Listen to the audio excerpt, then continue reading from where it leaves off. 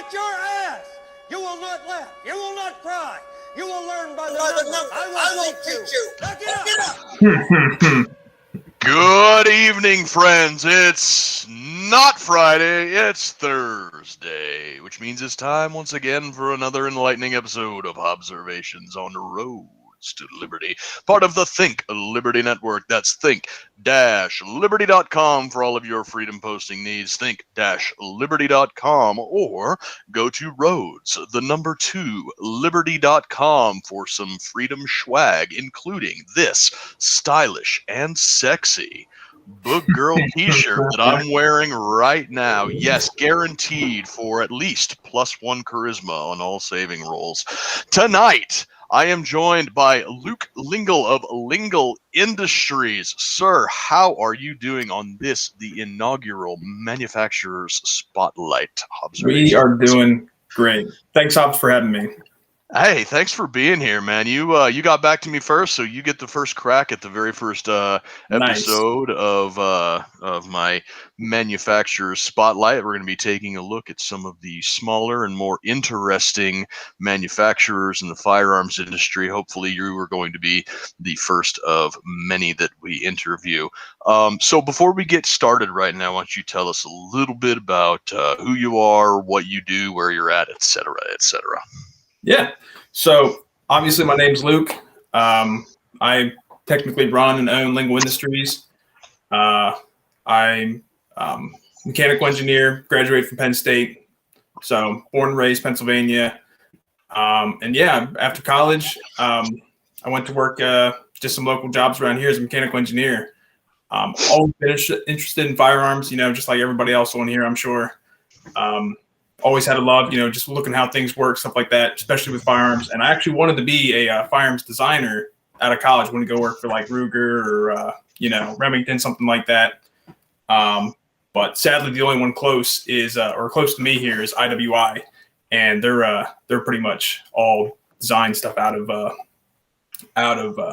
Israel.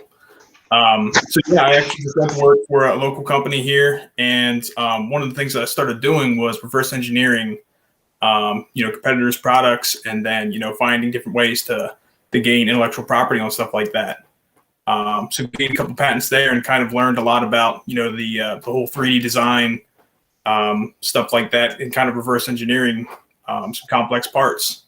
So really that's kind of what brought me, where I am now. So about a year ago, I actually bought one of the CZ Bren 2s. And I had a bunch of AK mags laying around. I said, you know what? I really want to try and see if I can get an AK mag to fit in this thing. Because I know people were like, oh, man, I can't believe these things don't take AK mags and stuff like that. I hate these new magazines, which are actually pretty nice. They're just, you just can't find them anywhere. Yeah. So, yeah, I bought one of the CZ Bren 2s, started messing around. I picked up my stuff from some of my reverse engineering time at my previous company. And just went to work, and I made a bunch of prototypes, stuff like that. I was actually going to manufacture them on a home 3D printer, and I started, posting what I was doing. People started getting interested. We kind of decided to start a company around it because it's like, we could sell these things because, they work great. And yeah, I mean, it worked pretty well. So I was actually getting ready to start selling them to my 3D printer, and Dan Haga reached out to me, and he's like, hey, you guys make some what you're doing is pretty cool. What are you doing? How are you going to make them? And I was like, you know what? I'm going to make it on a 3D printer. And he's like, listen, nobody's going to buy that. So it was kind of funny, but yeah, he's really the one who kind of pushed me in the direction of going to more industrial 3D printing. We got hooked up with a vendor out of Texas who was great. And yeah, that's really how we started. So really, I started with a laptop and a 3D printer, and yeah, that's how we started this company. And we started selling and making lowers that way. So yeah, for anyone who doesn't know, we actually have a couple here. This is our Bren 2 AK lower. Takes AK mags, just like I was saying, and then fits into. I actually have the firearm in front of me. The old CZ Bren 2 itself. I have a mag around here somewhere. I'm not gonna load it.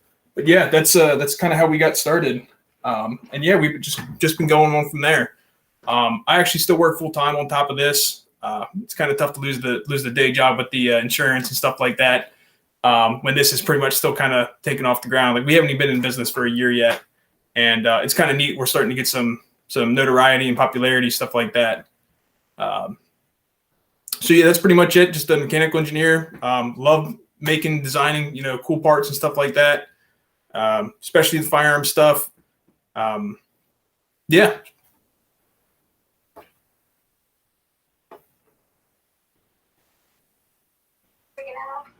Hobbs, your audio cut out.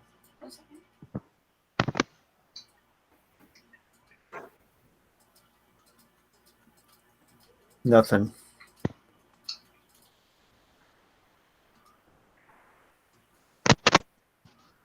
You hear me? Yes. Yep. Okay, so now you hear me. Yes. Okay. Shit, I don't know what that was all about. That was weird. So yeah, like you were saying, the CZ Bren 2 is it's a really interesting design. It's in 7.62 by 39 is probably my favorite all around caliber, but the lack of the AK mag compatibility is probably what turns a lot of people out of that, and they cost to admission for the gun to begin with. But Right. But yeah, so you taking that design and taking the AK mag, which is everywhere and dirt cheap, and saying like now KISS is something it's something that that I'm glad that you got it off the ground and managed to do it. But it's one of those things that I'm surprised, honestly, that CZ didn't have as an option out of the gate. But for small cottage industries like you, I guess that's a damn good thing. Yeah, I mean, it really was surprising they didn't offer an option for it, and it kind of seemed like they weren't ever going to, with some of the comments I read online, stuff like that. Which, I mean, hey, I mean, they're a big company, and I the new magazines that they're making are great. They're just nobody has them. You can't find them. Mm-hmm. And like I said, I had a pile of AK mags and a few drums here that I wanted to put in that thing. So yeah, it's great though, because like I think. A lot of the new stuff coming out is a lot of smaller guys that are being able to jump into the aftermarket industry, like Dan Higa, like I was saying, Custom Smith Manufacturing. They were doing it. A lot of these small time companies are really jumping in and kind of supporting the aftermarket, which is great. I know used to be it was like 5-6 years to even get anything for aftermarket once something new came out. So. Yeah, it's yeah, there's a kind of a technological revolution that's taking place. It used to be that you'd have to have a machine shop and a $40,000 CNC machine and a right. CMM to plot all the points on a complex design, and a team of people to reverse engineer things.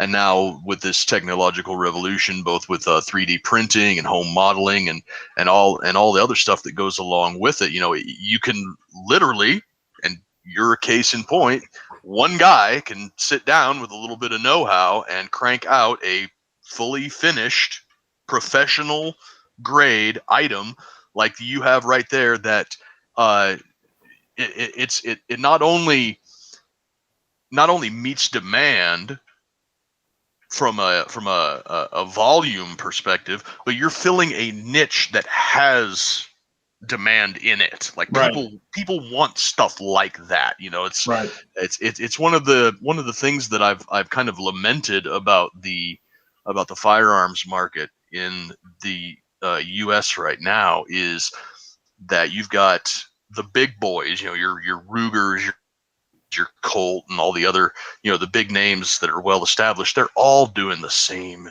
shit. Yeah. 1911s, Glock clones, and 18s. Yep. Fucking yawn. And then leave it to small 1- and 2-man operations like you to do the real innovating and interesting stuff. And who knows, in 40, 50, 60 years, Remington will be dead and buried, and it might just be Lingle Industries Well, that is the household they name. almost were. Yeah. They almost were. Yeah, and you guys might be a household name that everybody knows and associates with quality big names, making the phased plasma rifles in the 40-watt range or whatever for That's civilian. Yeah. Not quite, but yeah. Not yet. So while you got started on the AK lower for the CZ Bren, I think that probably the product that most people know you for is the CZ Scorpion lower for the Strybog. So why don't you tell us a little bit about that and what made you want to do that? Yeah, so like you said, we didn't get a whole lot of recognition from the Bren 2 AK lower.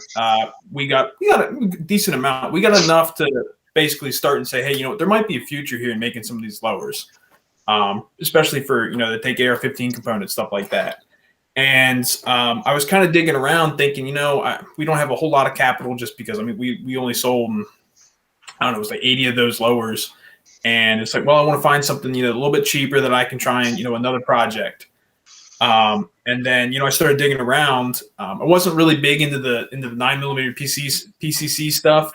And I heard a bunch of people talking about the Strybog and their magazines and reliability issues and stuff like that. I remember watching, I think it was another live stream. It was Military Arms Channel and a few other guys that were talking about how the Strybog mags were just garbage, failures to feed. Then the A3s came out. They had the failures to eject. And it's like, I really think I can do something here. They had kind of all made the comments, hey, someone should make a Scorpion lower or a Scorpion magazine lower fit on the Strybog. And there wasn't really anything out at the time. And it's like, you know what? I think I can do this. I bought one, got some parts, started fitting it together. And yeah, it seemed to go pretty quickly. We had a working prototype in, I don't know, it was like 4 or 5 weeks. And we were out at the range testing it out, getting ready to go. But yeah, it just kind of fell into our lap. We weren't really expecting to go, super far with this. With Strybog, because I had an idea how many of them were out there, but I didn't think a whole lot of people would be interested because everyone already had the magazines and stuff. And yeah, it blew up once we started releasing photos and videos and stuff like that. We gained thousands of followers, tons of recognition. Yeah, it just blew up. And then when we started releasing them, they were just going like hotcakes. We couldn't even keep them in stock. And we just had another sale yesterday of about 110 lowers or something like that, and they're all gone Tuesday night, and they were gone by yesterday morning. So yeah, it's crazy. I think the whole people in charge right now might be helping us out a little bit, but I guess that that's okay. But yeah, it's been crazy. I never thought that it would kind of get like this, because I really was just kind of doing it as a hobby, as a passion, because I like the stuff. And yeah, it just kind of turned into so much more. That's cool. Actually, a friend of mine is this named Kyle. He's on the waiting list for one of those Strybog Scorpion lowers. He says he can't wait. I was looking at the panic buying and everything, and before I was stricken with a near terminal case of the poverty, I was actually looking at the Strybog as a possible purchase, because I couldn't find a CZ Scorpion anywhere. I didn't want to go with an AR-9 because who fucking cares, right? And the Strybog, the basic consensus was these things would be great if it wasn't for their dog shit magazines. And I was like, okay, well, if you can't get a good magazine for them, then what's the point? Because that's the linchpin. That's the thing that'll make or break a gun. You could have the best design in the world and a bad magazine, and you're off the table. And then somebody, maybe it was Military Arms Channel that brought it to my attention or whatever, but somebody mentioned your name, so I got on the gram, and and checked you guys out, and I'm just like, oh wow, this is something interesting, you know. Right. And I looked at it and saw how you were making them, and went from 3D printing to you're doing billet aluminum now, right? Yeah, they're billet aluminum. Yeah. Mm-hmm. Yeah, so I'm just like, wow, this is a really good product that looks like it fills a niche that needed to be filled, probably from the obvious. Again, this is another example of a company missing the mark. It should have been the Scorpion magazine from the get-go, rather than trying to reinvent the wheel with their proprietary magazine. It should have just go with what works off the bat. But again, and that is good for you, and it's good for good old USA out here, making things right here at home. Always good to see that. Yeah. But yeah, it's you're knocking it out of the park with those Strybog lowers. Your CZ Bren lower seems to be just what the doctor ordered for the CZ Bren. I flipped through your page real quick. I see you're doing some stuff for the for a gun that I think the general consensus is doesn't need a helping hand, and that's the B&T products. Why don't you tell us about that? What's going on with that? Yeah, the GHM9 and the APC9. I've kind of gotten to the point where I kind of wanted to do some fun projects, and I picked up one of these GHM9s, and the magazines are pretty good. The lowers, there's nothing wrong with the lower. It takes AR-15 triggers, stuff like that. But the magazines kind of have a tendency to crack. They're straight walled, and they're pretty expensive. I think they're around the $40-$50 mark, somewhere around there. Yeah. And yeah, you just can't beat the price of the Scorpion Evo style magazines. Even the Palmetto State Armory AKV mags. I bought some Blem magazines for like $11 a pop. Yeah. And it's just crazy. I mean, so yeah, we're coming out with that actually soon. Our production starts Monday on them. We're going to release a few of them. So actually, the cool thing is it's going to fit the APC9 too. Those lowers are compatible, so it's going to be nice. But yeah, I actually have a prototype here. Hopefully my pins don't fall out. But yeah, it's pretty cool. It's got a lot of the same features as the APC9, where it has like the ambi bolt catch, stuff like that. So we designed that in. It is our proprietary design, stuff like that. But yeah, I mean, so far it's been great. Cool little gun. It's a really neat platform, and like I said, it's cool because both the APC9 and the GHM9 both take the same lowers, same magazines, and yeah, it's we're kind of starting. We've really started to been able to kind of expand on what we've been able to do. We really started with just doing the 3D printed parts out of the multi-jet fusion nylon, stuff like that. And now, like you said, we're moving on to billet aluminum, and with that lower, we're going to have bolt catches. They're 4140 steel, so heat treated, all that good stuff. So yeah, we've partnered with a really good vendor out of Michigan who's making a lot of this stuff for us. And yeah, I mean, it's cool because like we've been able to make more connections. People are kind of reaching out, wanting to make the stuff for us. And it's like, yeah, I mean, it's great. So it's really neat because like in the past year, we've been really able to expand on what we've been able to do. So yeah, I'm looking forward to it. I hope people like it. Like I said, I've kind of I don't want to say I'm resting on the laurels from the Strybog, because I mean that thing just sells. I mean, I can't even keep it in stock. But yeah, it's kind of a fun project. So yeah, that's that was the thing that kind of made me kind of tilt my head to the side and be like, B&T need any help. I mean, I know that they are the straight walled magazines, but everybody kind of says they're still plenty good. But yeah, right. you are right. T mags are just ridiculously expensive for what they are, on top of the price for admission on the guns themselves. The GHM's like what, $1,500, and the APC's like $1,000 more than that. I mean, they're real proud of their stuff. Yeah.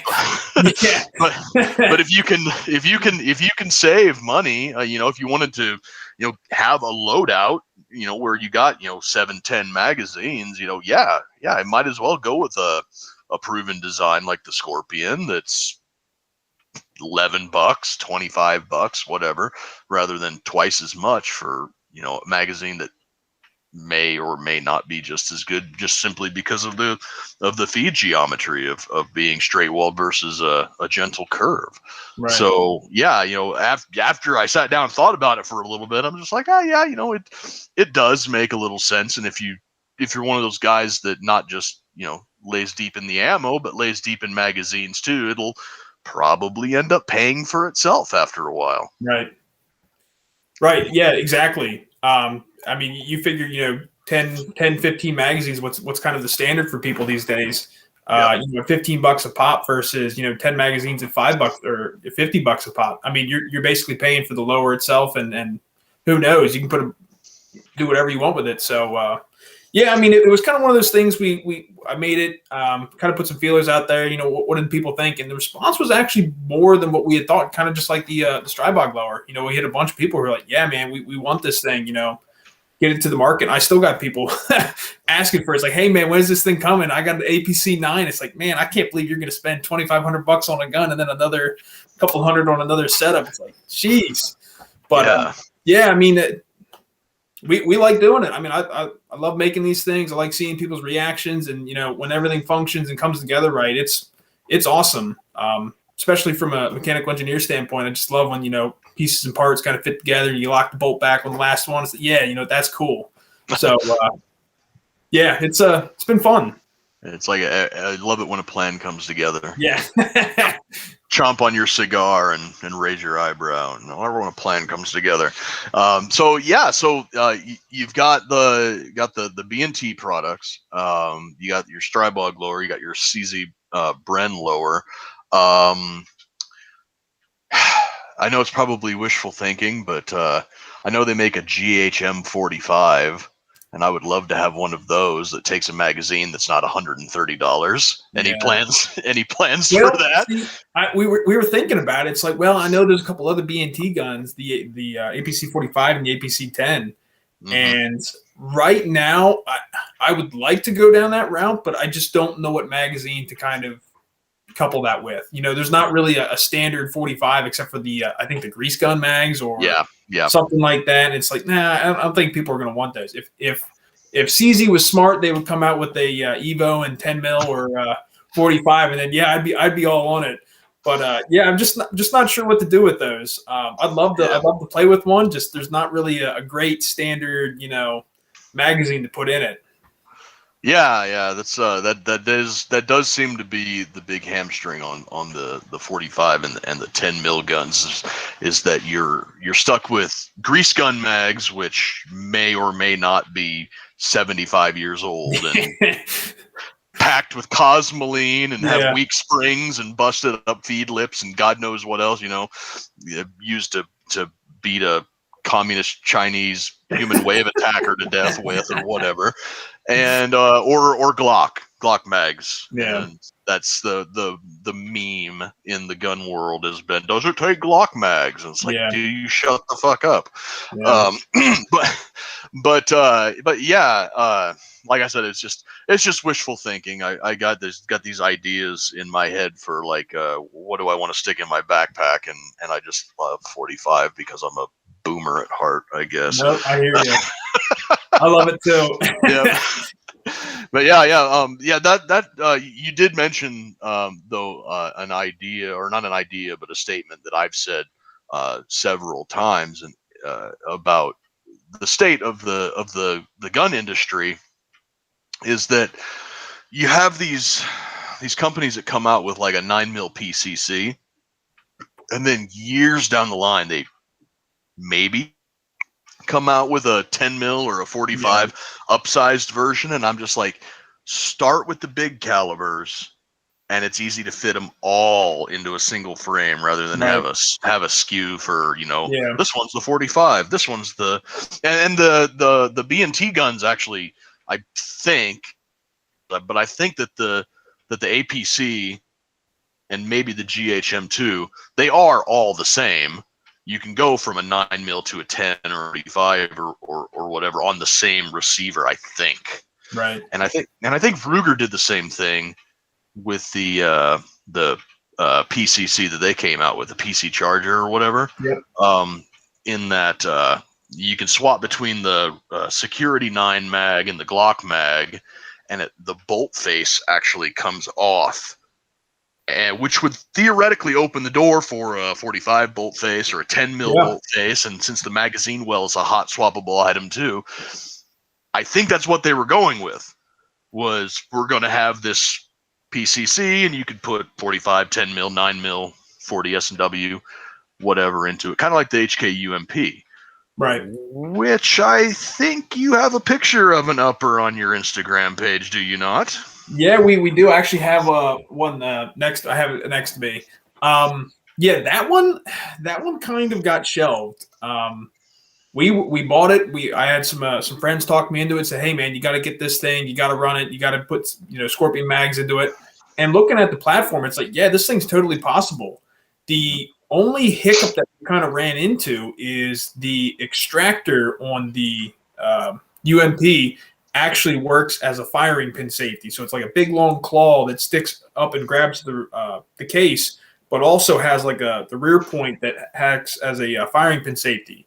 So when the hammer drops, it has to push that safety out of the way, just like the CZ Bren 2 has that to allow the hammer to fire. And the problem with the UMP, if you ever looked at a UMP lower, is the hammer is like 3 times wider than an AR-15 hammer. It's ridiculous. So we wanted to put an AR-15 trigger in it, and that's kind of our holdup. I talked to the owners of Omega Firearms. They make the Gideon Shadow, which I bought. Mm-hmm. And he was like all on board for trying to make a new extractor, which all you had to do is just make the extractor a little longer where the hammer would hit it, and you'd be able to swap it out easy because the extractors are easily replaceable, stuff like that. You'd be able to just swap in a lower, new bolt and or a new extractor in your bolt, and you're ready to go. And it sounded like we were making headway. He was going to partner kind of with us. We were going to make new extractors because I wanted the OEM to make them because they have all the drawings, stuff like that. And then I never heard back from them. So I'm not exactly sure what we're going to do. That one's still kind of in the works. I definitely want to do it. I actually have a working prototype down here. It's just 3D printed, but it takes the Scorpion mags. Little awkward geometry because the lower is kind of awkward. But yeah, I mean, it runs, it works. It's just the feed ramp and the geometry or the feed angle and the geometry is right. AR-15 hammer. I actually had to remove part of my extractor to get it to work. But it's. I mean, it works. It works great. Just to sell it commercially or actually get a running prototype. I need someone to kind of be on and say, hey, this is what this thing's supposed to be heat treated to, this is the right dimensions, stuff like that. We're going to get to the point where I think we're going to try and find someone else to make them. I might try and reach out to HK Parts and see who they get theirs made from, if they're actually made by HK in Germany, if it's someone else, and see what we can do. Cause it's a sweet platform. I mean, being able to swap from, the UMP trigger, which is garbage, and the the $100 9mm mags to a $15 magazine that we were talking about is the way to go. So yeah, I mean it's a project that I want to keep going, but it's just right now it's kind of tabled because I need some I need some aftermarket help, and I don't want to go down the route yet of trying to make my own. So it's going to get there, but just kind of put on the shelf for a few other projects. Yeah, baby steps. That's kind of what you got to go with, and it would suck to sink the type of money into the R&D and everything and the equipment to make your own extractors for something that, I mean, let's face it, there's probably not that many UMPs floating around out there, especially compared to something like the Scorpion or the Strybog or even Right. the more pricey guns like the B&T stuff. So yeah, I'd have to agree with you that shelving that for now until you get online with somebody who has experience doing it Right. at scale is probably going to be the smarter choice. Yeah, I mean it's not a real expensive project for us because like right now we kind of have a system for making these lowers, and it's pretty quick that we can kind of get some working prototypes, and that's kind of where we stopped at. But the Gideon Shadow, they were selling them on Atlantic Firearms, and the uppers you can buy the stripped upper, the complete upper, and then you can buy the entire firearm. And the stripped upper with a CZ Scorpion lower would be awesome. It's it wouldn't be super expensive. You're right in the actually in the Strybog range, and the gun feel looks good. Just needs a little hand, but yeah, we're holding off on that for right now. Yeah, probably the wise decision, but yeah, that's the fact that you can get just the strip is really a tempting proposition, because when you're talking about things like the Strybog or the B&T or whatever they come as complete guns, that's a sizable investment for your average Joe, and then to want to go and sink a couple $100 more into it for a lower receiver for a magazine that actually works, that's one of those things that's kind of going to put people off a little bit. It's just like, why can't these companies just make what the customer seems to want from the get-go? Which you would think, yeah. Right, but this goes back. Like, I think this is the third time now that I've circled back to this point that these big companies they kind of get stuck in their ways. They have the idea of what we want to do is what the customer wants, and if they don't like it, then tough shit. And then it's up to enterprising and innovative small dynamic companies like yours to go in and be like, no, this is what the customer wants because I'm the customer. I know what I want. I'm not. Yeah, exactly. Yeah, and that I think is probably the best thing about this sort of like industrial revolution 2.0. The home revolution that we've got going on right now is that we don't have a bunch of stuffy boardroom members and guns by committee. We've got actual shooters that are now able, with stuff they can have in their house for a relatively low cost, are cranking things out that are small in volume but professional grade. Right. And I think that is going to these bigger behemoth companies, the Colts, the Rugers, the FNs, they're going to have to adapt to that or die. And like we were talking about, Remington is, they got one foot in the grave. Yeah. No, you're exactly right. And I mean, the whole 3D printing thing has just, dramatically changed how parts are made. I mean, you're even seeing the 3D printing. I don't know if you followed the 3D printing gun community though, but that has been a humongous change. I like to watch and see what they come up with. And man, they reverse engineered the CZ Scorpion, and we're just having to buy the parts and stuff like that. That's crazy. That's awesome. You're exactly right. There's so many more people who have these these 3D design skills where that's all you need. All you need to do is be a designer. I mean, you don't need to know much about material stuff like that. All you need to know is about 3D design. You go through, buy a 3D printer for like $230. I think that's what the communities were saying. Buy a 3D printer for $250, whatever. And I mean, 16 hours later, you got yourself a lower.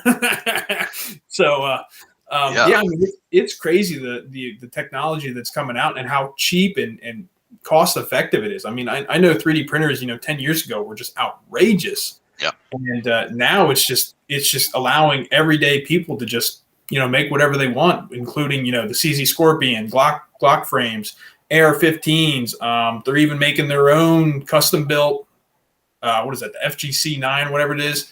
It's just crazy. Yeah, that's comment we got over here. I should have. Anyway, I don't know. But yeah, the 3D gun printing community I do follow. I do. So can you make Kel-Tec designs work? I don't know about that one. Yeah, That's my buddy Caleb, and one of my guests that I had on a few weeks ago. It's like, Kel-Tec is probably the most ambitious and innovative company out there on the market right now, and their designs are typically like awesome and very forward thinking, and then their quality control just like right out the. Yeah, it's sad. I don't understand. I love what Kel-Tec is doing. Just all started with the KSG. I mean, that thing was crazy, and that I think that really led the way for a lot of those the new age shotguns where they had the double tube stuff like that. I think it was the UTS. There's a bunch of them that came out like that. Yep. And with the new, I forget what they call it, it's that 5.7 little PCC. I mean, that thing's awesome. It's amazing that what they come up with. It's just I don't know why they don't try and focus more on their quality control or what they build the stuff out of. It's just like, man, you guys are just one step away. You're just so close. So yeah, I got the sub 2000, and it's just like chintzy, like recycled Coke bottle polymer, and the whole thing is held together with coarse thread Phillips head screws. I'm just like, dudes, come on, man. It's hex head or nothing. Like you can't even invest in hex head screws to hold your shit together. And sub 2000s, it's a pretty good gun, but it's what it's made out of and how they're holding the whole thing together. It's like you guys are shooting yourselves in the foot if you're not using a Kel-Tec gun to shoot yourself in the foot. And I'm surprised at that. I don't know if they're trying to hit a certain price point or what, but I feel like a lot of the gun community has kind of shifted to more quality items. I mean, you're seeing people paying a whole lot more for, standard AR-15, all kinds of stuff. And it's like, man, if you guys just raise the price a little bit and make it whatever, hex head screws, make it a little bit more quality plastic, put some nylon reinforced stuff in your injection molding stuff. And it's like, you're just so close to making stuff that's so good, and it's just I don't get it.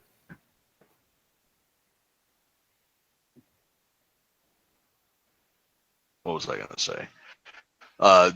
They come out with that new KS. It's like the KSG, but a single tube. Yeah. And it's super light, looks awesome. The only criticism that I have of it is like, why is this thing not magazine fed? Yeah. And obviously better quality, but the like you said, they're just right there. They're so close. So close to getting it right. But, they always manage to cock it up on one thing or another. It's just so strange. Some of these companies are moving in these directions. It's just like, whatever. But moving back to the 3D printing thing and the home skills and the 3D printed gun community in general. What was his name? Cody Wilson, the guy that run Defense Distributed and everything. I think it was like 7 or 8 years ago when he said that gun control is dead, and that combined with the events that we saw last year where you just had this massive influx of first-time gun buyers, the majority of whom women and inner city minorities who had never even thought about purchasing a gun before are now coming out and saying that the police not have a legal obligation to protect you. There are going to be instances, and these instances are increasing, where to or may not even want to, because of what's going on in the community that you're in right now. So you have these people who had never thought about buying a gun before are now flocking to their local gun stores and being like, I need something, get me anything. And Yeah. so with that type of massive shift in the kind of collective consciousness that we have going on in the Second Amendment community, you would think that the availability of guns, the availability of homebrew builders to make their own guns in their house, combined with the shift in public perception towards firearms, would mean that gun control truly has, last nail in the coffin put into it. And yet we see this doubling and tripling down that's going on in our government right now, where we're putting one of the most heavy-handed anti-gun crusaders up for ATF director. You've got the ATF being like, hey, we're going to flip-flop again on the brace issue for the third or fourth time, and we've got our dementia in chief up there. Doesn't even know what he's talking about. He knows we got to get them weapons of war off the street, dagnabbit. Yeah. Yeah, you would think. I mean, after all that the public has kind of gone through, they've seen the importance of firearms in the community, and just how the police are not going to be there. I mean, whether it's response times or just lack of or willingness to go into something. The public, they need firearms, and I mean, it's just amazing that with all of that and all the new firearm owners, that they're still trying to ram this stuff through. And it's good to kind of see more of the community come together to kind of go against this stuff. And I mean, if you look at the number of comments on the brace ban and or not ban, but it's basically a ban. But yeah, and the receiver marking stuff. I mean, it's about time, but they've totally been trying to come after the braces. I mean, everyone knows that was going to happen, and if the new ATF director or head of the ATF gets confirmed, it's dark days. I don't know what to say about that, but it's gonna be interesting. I mean, I don't know. It's we do politics on this channel too. Yeah. So, it's I've called the senators, wrote the email, stuff like that. It's like, man, please do not. If he gets in, you just have no idea what's going to happen. I mean, you can write all the emails and stuff, all the comments on the ATF website, but at the end of the day, is if he gets appointed, I mean, where's it all go? It's just it's it would be terrible to have somebody like old Waco Chipman be the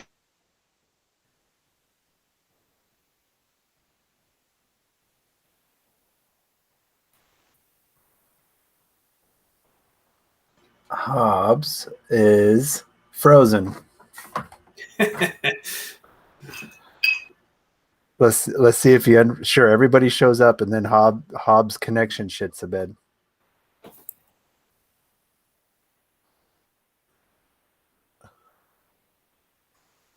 Stand by. The ATF put a little stop to his little rant. Yeah, I don't know. Well,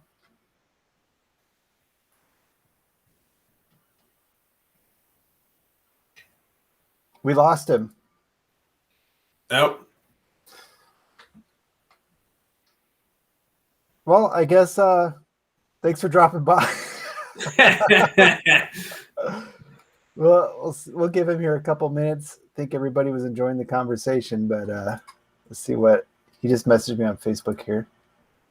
This is always fun because it makes more editing for me later. He said his router crashed and he's dropping back in. And I'm obviously dressed to go on the air. I've got my wife beater on. Nice. So thanks for that, Hobbs. I think he's joining back in.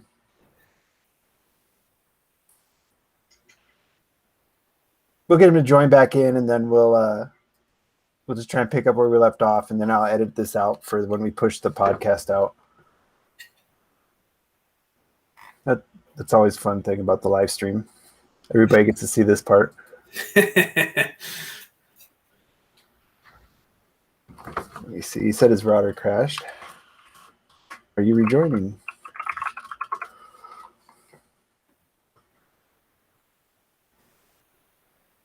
There he is. Maybe. I'm back. You just There wanted we to give me something to edit out later, I guess. Oh, fuck it. We'll do it live. All right. Okay. Sorry about that, folks. I don't know what happened, but it appears that my router crashed. And I went offline again. But yeah, we were talking about old Waco Chipman being an disaster for gun rights, you know, and it really speaks volumes to the disconnect between our government officials who live in this sort of elitist ivory tower existence right now, and the regular average American out there, especially given the events of the last year, where people are out there buying guns like crazy. It's either they live in such an echo chamber and a bubble that they don't care, or they don't know, or they don't care. And it's like, you know what? It's my way or the highway. Yeah, I think it's the latter, but yeah, it's depending on what you believe. There's always an agenda behind everything, and yeah, I fully believe that. It doesn't matter, if you had the whole country opposed to it. It's going to happen one way or another, I feel like. But anyways, so given that we have your particular line of work is you do have the AK lore for the CZ Bren, but your majority of what you sell is on these 9mm PCC type guns, and the majority of them are short barrels that are, I guess you call them mega pistols, right? Or whatever, that are more or less designed to either be SBR'd or to have a brace put on them. Given the current political climate, what do you see as coming next for you at business if the ATF suddenly decides that they want to come down hard and be like, no more braces, come back next year? Yeah, I mean, from a business standpoint, from a personal standpoint, it's all bad. But from a business standpoint, I think I'm more concerned about the receiver language that they're trying to change. That would directly, affect us as a business. Just from kind of reading and trying to decipher what they're trying to get at, and with that whole ATF ruling change. Just from what I'm understanding, it sounds like the lowers would have to be serialized to match the upper now. If that goes through, I could be wrong. Like I said, I've gone through it once or twice trying to read legalese and listen to a lot of discussions online about what people have said, and that seems to be what they're proposing. And yeah, from a business standpoint, that would pretty much shut us down until we kind of get stuff squared away as an FFL, which we're not yet, since we're not making, firearms and stuff like that, serialized components. Yeah, that would directly, crush us as a business for at least, a couple months.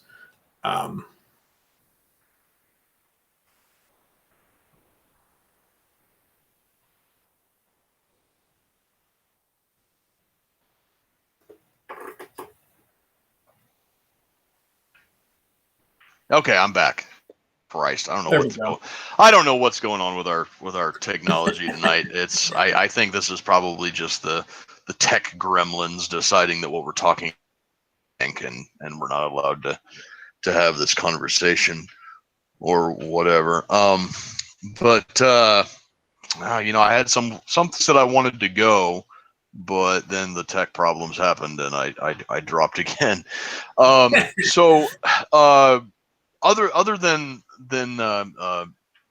what you were just talking about, because I could hear you the entire time. I don't know Right. why. I don't know why I dropped, but so with what you're talking about with being kind of put on the back foot if some type of receiver markings or any of that other stuff. What's next for you as a company? Do you have anything coming out that might be able to circumvent it, or a different line of products that you'll still be able to sell without running afoul of our betters in the ivory tower? Yeah.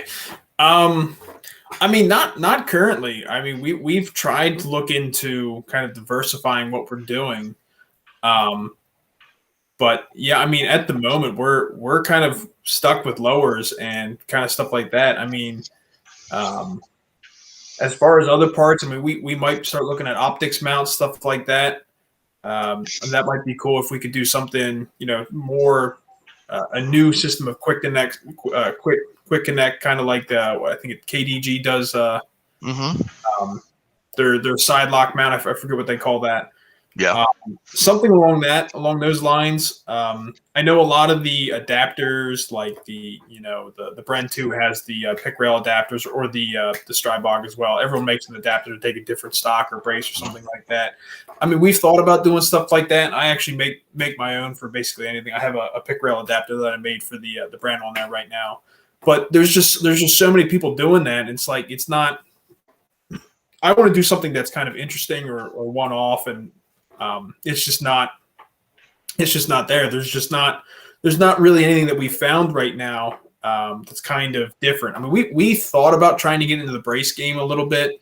Took a few swings at a prototype, something like that would be cheap to produce, and I think that's when the first wave of the brace stuff came out, and it's like, what? I think we're going down the wrong road here. There's too many big players in it already with Gearhead Works and SP Tactical. It's just there's not room for it's not something that we could excel at. It's not the aftermarket community that the manufacturer missed or wasn't producing correctly. So I honestly I'm not exactly sure yet what the future is going to hold if something like a pistol band brace comes through, or even receiver markings. I don't know. I'm not entirely sure. I mean, there's other avenues that I wish I had a better answer. But I mean, we've kind of thought about this and kind of what we would do. I don't know if we'd stay in the firearms community or not, because I mean, we have other interests like fishing and hunting and stuff like that. We might try and do stuff for, but really, it's just we want to make lowers. It's kind of what we've gotten to be pretty good at, just that we've just done how many now and stuff like that. But it's just there's so many aftermarket products for anything out there. It is kind of tough to find your own niche, and I feel like we've done that with lowers. But yeah, it's just there's just not much out there. Yeah, so my friend Caleb here's the next project, SKO shotgun bullpup lore. Are you familiar? Are you familiar with Standard Manufacturing and their SKO shotgun? No, I actually have to look that up. I'll have to check it out. Okay, so yeah, I think it was SHOT Show 2015 or 2016. They unveiled they have they're the ones who make the DP12, the double barrel pump shotgun. Yeah. Okay. Okay, so they SKO, and it's a semi-automatic magazine-fed kind of layout like an AR-15, and I think it was shot 2015 or 2016, so 5 or 6 years ago. They announced the SKO bullpup, which really interested me because A, I like shotguns, B, I like bullpups, and C, I love magazine-fed shotgun bullpups, and D, it's American-made, right? The Right. SKO bullpup is still not available, and I them on social media every single time they announce one of their other, like they put a new color of Cerakote on a DP12 like it's something new, or they've got like, a new run of color case hardened single action army clones. I'm like, yeah, but what about that SKO bullpup? It's like 60-year-old single action armies when you got SKO bullpup that I'm I have money set aside for, Shut up and take my money. Yeah. Exactly, right? I don't want the standard SKO. I want the bullpup, and I want it now. Yeah. But yeah, he's being facetious there because he knows that I bitch about that a lot. So before I just remembered where I was going to go and what I was going to ask you. But before we get into that, because it's more of a philosophical and political question. All right. Before we go there, though, as much as you are comfortable with revealing, what is the process for taking something like the Strybog or the BNT or whatever and saying I'm gonna stick a Scorpion magazine into this thing? What do you do to make that happen?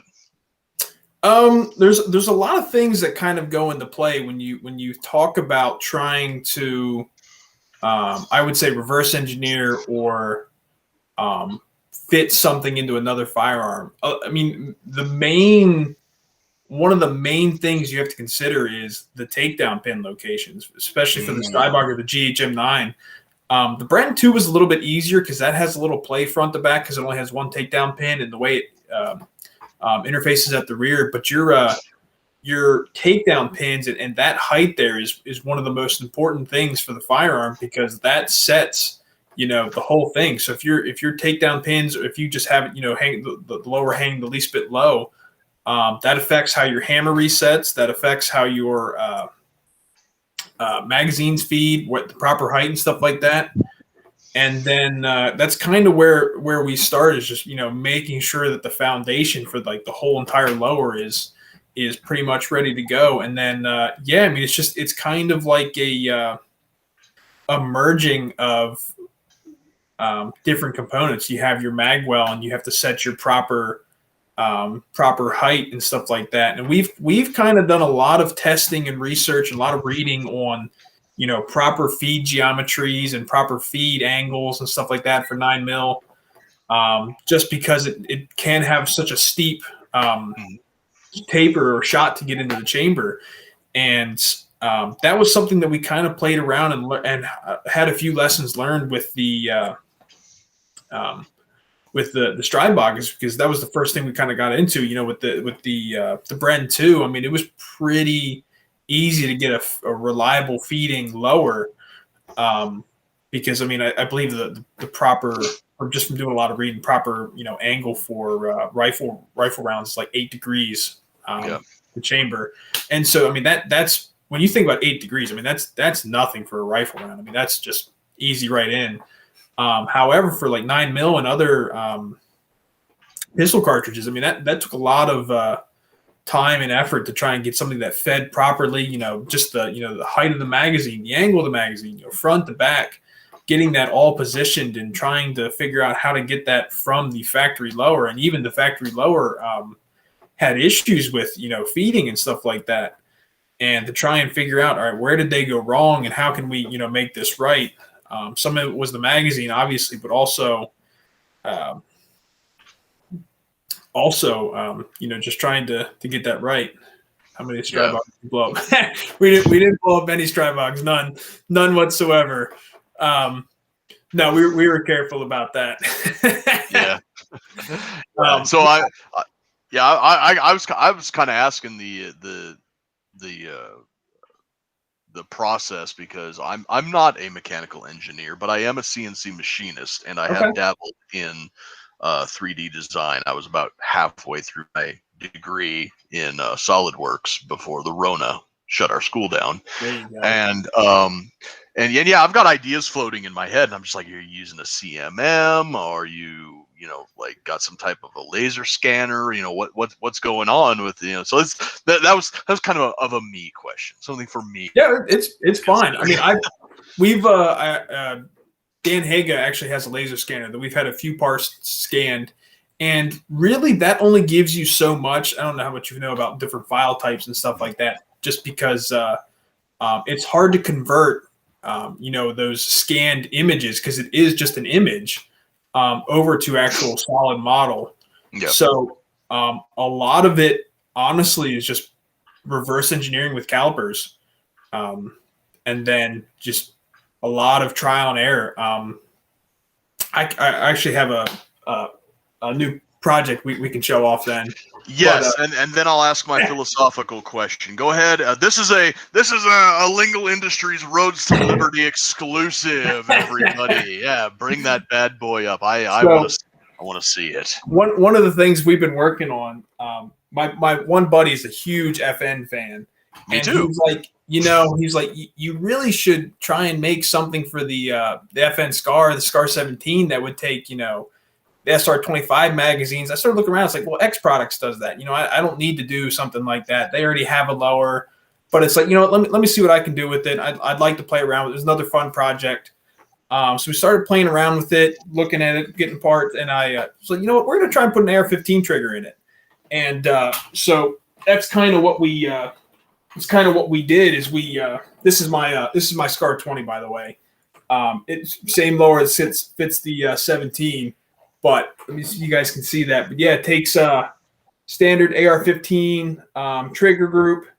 It does take an AR-15 pistol grip, which the SCAR 17 and 20 already do. However, it's a little different in that it also takes, the standard AR-15 magazine release, SR25 mags, and then this is our proprietary bolt catch. We had to use a little something different, but it does use the AR-10 bolt catch screw, spring, plunger. So basically all the parts, as you guys can see, are from an AR-15. Like I said, takes the trigger, stuff like that. That was kind of our main goal, was to take something like that. I actually just got this one back from our the machine shop. They just made a prototype for me. So I haven't yet gone out and tested it yet, but we've actually made probably about a dozen now of the these are 3D printed prototypes that we've been testing, test firing, stuff like that. And really, it's kind of one way for us to kind of dial in what we're doing, even though it just seems like such a basic and simple thing to do. It really helps in trying to figure out how pieces and parts go together. Just how accurate your measurements are. Now, the 3D printers are only so accurate when it comes to dimensions and stuff like that. I think they have a plus or minus, 0.1 millimeters or something like that. I mean, it's something, but really it just kind of confirms what you're doing, how close you are, and like I said, it's kind of a repetition of going back, measuring things, getting prototypes like this and testing it out. And I will say this project, we had a functioning prototype within 2 weeks, I think. So, wow. And that's and really, like I said, I work full time on top of this, and so it's just a lot of nights and weekends doing this stuff, because, like I said, it's just something I love to do, and it's cool to do stuff like this. So we're actually we haven't actually announced this on our page, like you said. This is a Hobbservations exclusive. Nice. So we're gonna announce it here soon. I do want to test it a little bit. I actually have another bolt catch coming for it. But yeah, I mean, so far the thing has ran like a champ. Like I said, we tested our prototypes. I haven't shot this one yet, just because I'm waiting for another part for it. But yeah, I mean, it's kind of a fun project. I'm not sure how much of a seller it's going to be, because, like I said, or like you said earlier when we were talking, it's an expensive gun. I mean, the SCAR 17 is, I mean, they're what, $3,500 now, if you can find them. Yeah, if you can find them. My SCAR 20 was a little bit more than that, but yeah, I mean, plus on top of the lower like this, and then all the other components.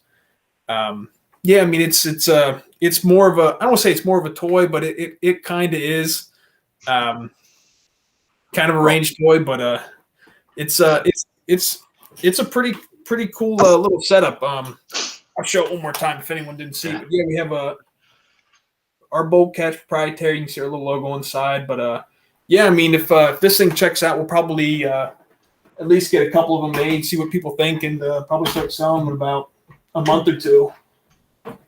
Okay, yeah. So, that honestly, that's probably what the SCAR should have been from the get-go. I mean, it was originally designed as a military gun. right. mandatory forever. M4, M16 triggers are military standard for, close to.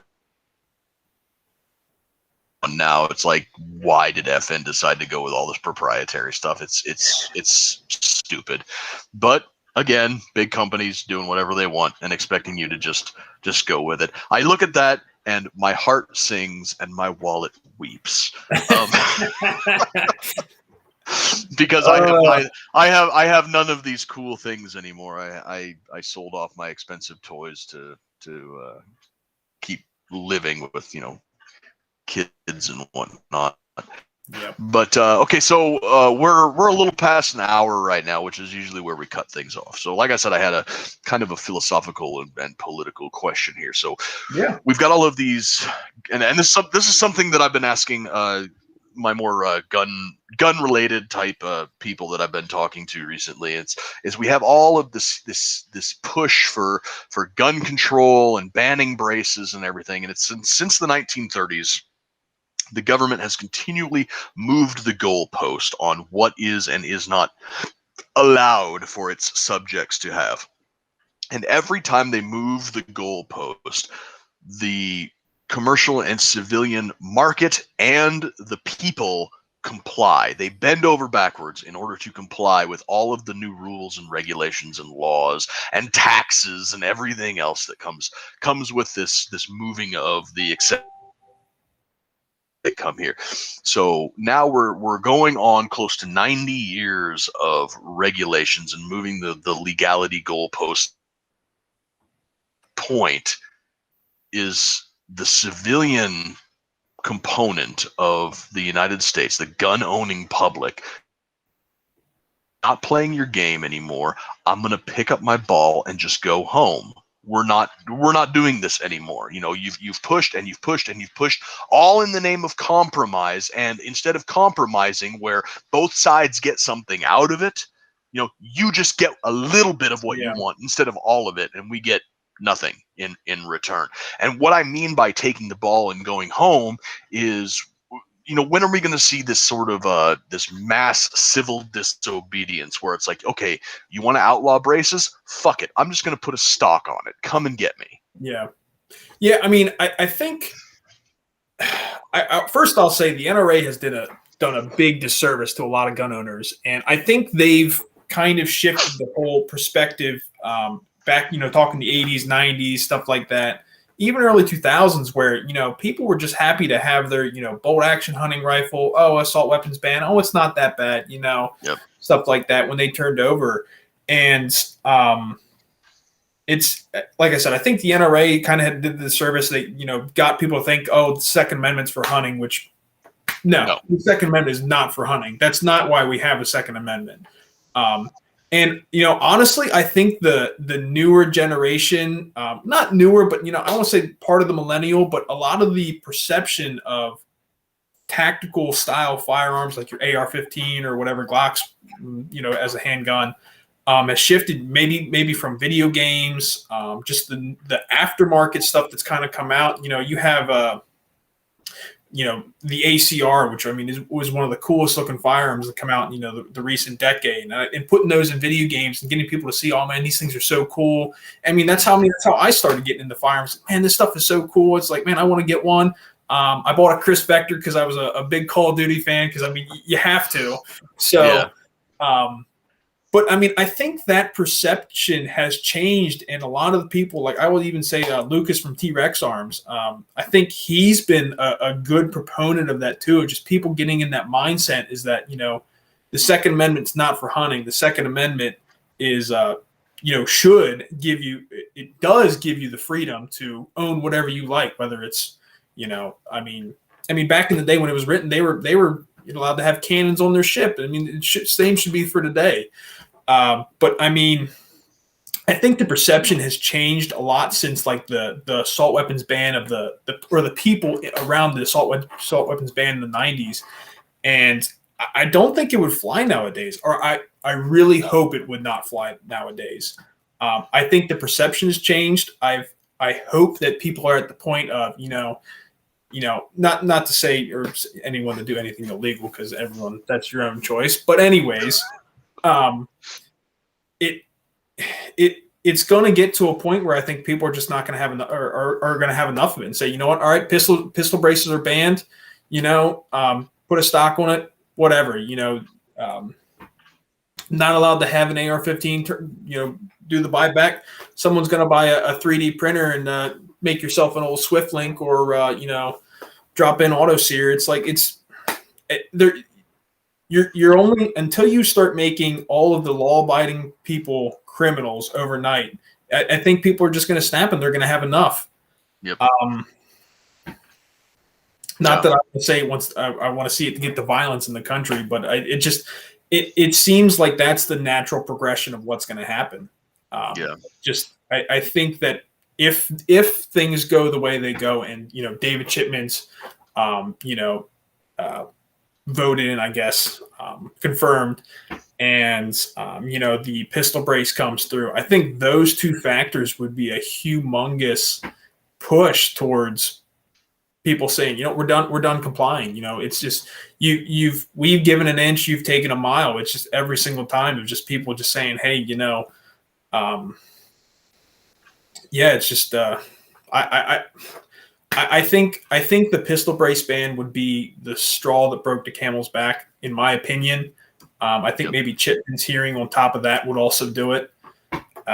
We'll see, though. I don't know. I'm interested to see what's going to happen with this, because I hope the senators, congressmen, whoever, realize that there's a lot of attention on this stuff, and their actions matter, whatever happens with that. And then also the ATF, they got to be thinking, hey, there's a lot of people out there who are going to violate these laws. And, if we're going to have to try and go enforce it, we're going to be going toe to toe with people who are tired of putting up with this stuff. So, I don't know what's going to happen, but I think those two instances are really going to shape what's going to happen in the future for firearm laws, or gun enthusiasts like myself or like yourself, and kind of what happens. Yep.